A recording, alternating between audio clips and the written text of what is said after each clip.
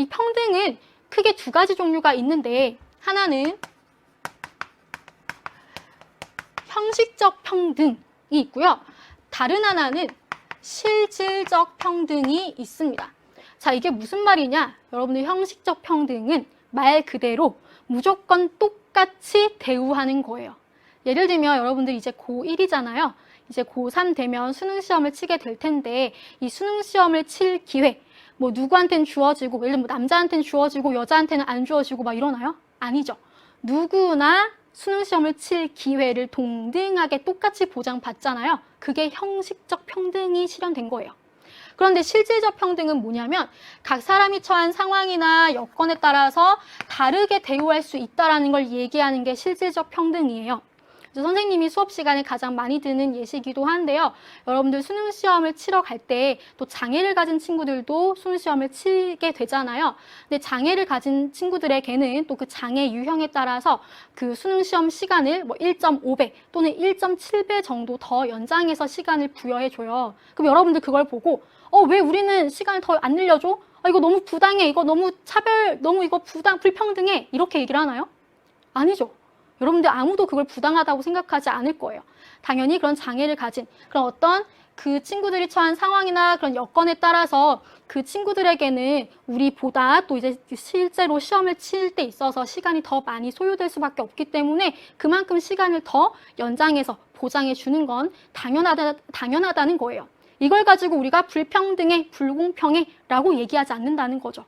이게 바로 실질적 평등이 실현된 사례라고 볼 수 있겠습니다. 자, 그럼 이제 다음 권리 보도록 할게요. 다음 권리는요. 국가의 의사결정, 즉 정치에 참여할 수 있는 권리, 참정권이 되겠죠. 그래서 참정권 적어보도록 하겠습니다. 자, 이 참정권은요. 이렇게 표현하기도 합니다. 앞서 자유권은 국가야 너 나 건드리지 마, 나 간섭하지 마 라고 국가로부터 벗어나려고 하는 그런 자유였다면 참정권은 내가 우리나라, 우리 국가의 주인이니까 나 국가 너희가 하는, 그러니까 너희가 아니죠. 국가가 하는 그 의사결정 과정에 나 적극적으로 참여하겠어. 국가에 개입하겠어. 라고 한다고 해서 국가의 자유라고 부릅니다. 그래서 여러분들 성격 보세요. 뭐 적극적이라는 표현도 나오기도 해요. 좀 더 자주 나오는 표현으로 써봤습니다. 능동적 권리, 수동적 권리 둘 중에서 참정권은 어떤 성격을 가질까요? 그렇죠. 바로 능동적인 권리의 성격을 갖고 있겠죠. 이 참정권은 내가 정말 능동적으로 이 권리를 실현하기 위해서 노력해야만 이 권리가 실제로 실현되는 거죠. 그러니까 정말 쉽게 얘기하면 정치에 참여할 수 있는 권리, 능동적으로 내가 뭔가를 행하는 권리, 이게 바로 참정권이기 때문에 그래서 참정권을 능동적 권리 성격을 갖는다라고 얘기를 합니다. 그래서 이 종류를 간단히 살펴보면요. 첫 번째로 대표를 뽑을 수 있는 권리, 선거권. 얼마 전에, 이제 며칠 전에 21대 국회의원 선거가 치러졌죠. 그리고 이제 드디어 만 18세에 해당되는 또 고3 친구들이 선거권을 가질 수 있게 되었습니다. 그 대표를 뽑을 수 있는 권리, 선거권, 참정권의 종류고요. 두 번째, 국가기관의 구성원으로서 직무를 담당한다. 이건 무슨 말이냐면 일단 먼저 명칭을 적어볼게요. 명칭은 여러분들 반드시 알아야 돼요. 여러분들 공무, 공식적인 어떤 국가의 업무, 직무, 담임. 여러분들 담임쌤, 담임교사, 담임선생님은 뭐 하시는 분이세요? 여러분들을 맡으신 분이죠. 그렇죠? 여러분들의 반을 맡은 분, 맡은 선생님. 그래서 내가 국가의 어떤 공식적인 업무를 맡을 수 있는 권리를 공무담임권이라고 부릅니다. 즉, 예를 들면 내가 국회의원 후보자로 나가서 그렇게 국회의원으로 선출돼서 활동한다거나 뭐 이런 식의 그런 활동을 공무담임권에 속한 그런 활동이라고 얘기할 수 있겠습니다. 그 다음에 그 외에도 국가의 중요한 정책이나 헌법을 바꾸는 거 정말 매우 중요하죠. 우리나라의 최고법인 헌법을 바꾸거나 국가의 중요한 정책을 결정할 때 반드시 우리 국민들이 직접 투표에 참여해서 결정할 수 있습니다. 그걸 우리는 국민투표권이라고 불러요. 네 번째로 사회권이 있어요. 사회권. 자, 우리 이것도 배웠어요. 지난 시간에 배웠죠. 이 사회권은 국가에 대해서 나 최소한 인간답게 살 수 있게 도와줘. 국가한테 인간다운 생활을 지켜달라고 요구할 수 있는 권리입니다. 그래서 이걸 어떻게 표현하냐면요. 국가에 의한 자유라고 표현하기도 해요. 앞서 얘기했어요. 나 자유 누릴 수 있고, 나 평등한 대우 받을 권리가 있고, 나 정치에 참여할 수 있어. 그런데 나 돈이 없어. 배고파. 쫄쫄 굶고 있어. 일하는 것도 겁나 힘들어. 이런 상황에서 과연 내가 정말 행복한 생활을 할 수 있을까요? 아니죠. 그래서 국가한테 야, 나 인간다운 생활 할 수 있게 좀 도와줘 라고 요구를 할 수 있는 권리가 사회권이고요. 이 사회권은 국가에 의해서 보장되는 거라고 해서 국가에 의한 자유, 국가에 의한 도움을 받는다고 해서 이렇게 표현을 하기도 합니다. 이 사회권은요, 가장 최근에 등장한 현대적인 권리입니다. 지금 우리가 살펴보는 기본권들 중에 가장 나중에 등장한 기본권이고요. 자, 여러분들 이거 두 개 중에 맞춰보세요. 소극적 권리, 적극적 권리 둘 중에서 어디에 해당될까요? 그렇죠. 적극적 권리에 해당되겠죠. 왜? 국가한테 나 인간다운 생활 할 수 있도록 도와줘 라고 적극적으로 말하고 있는 거잖아요. 적극적으로 요구하고 있잖아요. 그래서 적극적 권리 성격을 갖는다라고 얘기를 하고요. 이 사회권은요. 포괄적 권리와 열거적 권리 둘 중에서 열거적 권리에 해당됩니다. 즉, 헌법에 이러이러한 사회권이 있어 라고 이 권리들이 적혀 있는 것, 이 적혀 있는 권리들만 보장해주는 그런 권리를 우리는 사회권의 성격이라고 부르고요. 정말 국민들의 행복을 위해서 노력하는 그런 복지국가에서 특히 강조되는 권리겠죠. 그래서 이 사회권의 종류로는 우리가 정말 양질의 교육을 받을 권리라던가 우리는 일할 권리가 있어요. 생계를 이어나가려면. 그래서 국가가 적절한 일자리를 제공해주기 위해서도 노력해야 되고요. 또 우리가 쾌적한 환경에서 살 수 있는 권리, 이런 것 등이 바로 사회권의 대표적인 내용이라고 할 수 있겠습니다. 자, 이제 마지막으로 다섯 번째 청구권을 볼게요. 이 청구권은 다른 기본권이 침해되었을 때 이걸 구제해달라고 요청할 수 있는 권리를 청구권이라고 해요. 무슨 말이냐? 앞서 우리 살펴본 자유권이라던가 평등권, 사회권, 참정권 등등 이런 권리들을 내가 침해당했어요.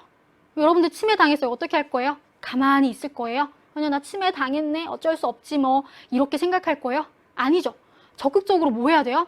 나 지금 내 자유권 침해당했어. 국가야, 나 좀 도와줘. 혹은 나의 자유권을 침해한 사람 혼 좀 내줘. 이런 식으로 적극적으로 요구를 해야죠. 말을 해야죠. 그쵸? 그 권리가 바로 청구권입니다. 즉, 그래서 이 청구권은 어떤 성격을 갖는다라고 얘기를 하냐면 수단적 권리, 절차적 권리라고도 불려요. 왜냐하면 다른 기본권을 보장하기 위한 권리이기 때문이에요. 다른 자유권이나 평등권, 사회권, 참정권과 같은 이러한 다른 기본권들을 내가 침해당했을 때 국가야, 나 이런 권리 침해당했어. 나 좀 도와줘 라고 요구할 수 있는 권리가 청구권이거든요. 그래서 다른 기본권을 보장하기 위한 권리라고 해서 다른 기본권 보장을 위한 수단이다. 절차적인 권리다 라고 얘기를 합니다. 여러분들 성격 볼게요. 소극적 권리, 적극적 권리 둘 중에 뭘까요? 그렇죠. 바로 적극적으로 국가야, 나 이 권리 침해당했어. 나 좀 도와줘. 쟤 혼내줘. 라고 적극적으로 요구하는 권리이기 때문에 적극적 권리라고 하고요. 이 청구권 역시 헌법에 이 청구권과 관련해서 이러이러한 권리 등을 보장해 줌. 이렇게 뭔가 적혀 있어야, 열거되어 있어야만 지켜주는 권리입니다. 그래서 열거적 권리라고 불러요. 그래서 이렇게 성격까지 살펴봤고요. 종류가 굉장히 다양한데 명칭 정도는 여러분들 기억해야 됩니다. 기본적인 내용과 함께요.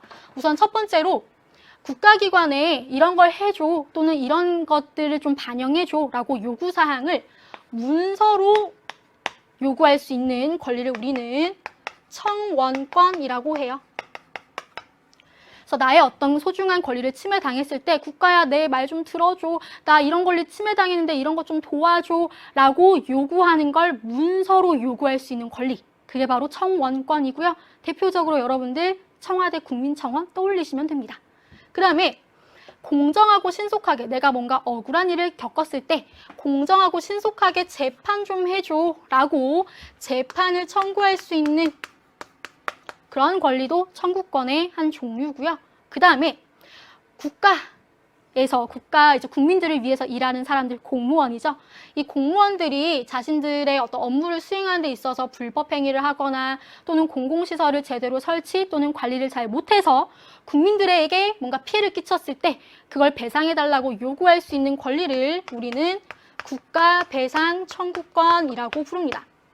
그래서 이런 사례도 있었어요. 그 길을 가다가 이제 맨홀 뚜껑이 없는 채로 이렇게 맨홀이 열려 있는 채로, 그러니까 개방되어 있는 채로 있었던 거예요. 방치되어 있었던 거예요. 어떤 표시, 뭐 위험합니다, 뭐 여기 접근 금지 뭐 이런 표시도 없이 뚜껑이 없는 채로 방치되어 있던 그런 맨홀 주변을 어떠한 사람이 거닐다가 그 안으로 맨홀 구멍 속으로 쏙 빠져버린 거예요. 그래서 부상을 크게 입은 사건이 있었는데 이것과 관련해서 누가 잘못한 걸까요?